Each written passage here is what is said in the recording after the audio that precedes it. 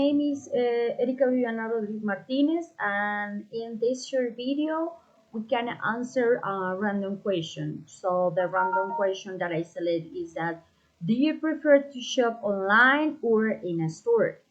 Well, many years ago, a lot of people buy in a mall or in a shop in a presential way.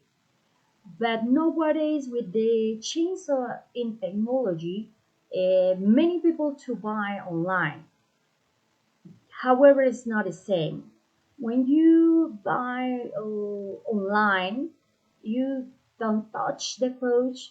You don't put on your clothes for you can see in a mirror. Yeah, you only believe in the picture that you see, if are clothes or whatever product, and that's it. You know, I don't really like to buy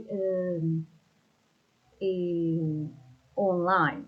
I prefer to go to a shop, to a store, and touch the product, see the product. Yeah, these are different ways, but the thing is, when you buy online, the price is cheaper, yeah, than to buy in a presential way. But well, however, I prefer to buy in a store. And maybe if you have time, you can eat an ice cream with a friend or something like that. We have different ways.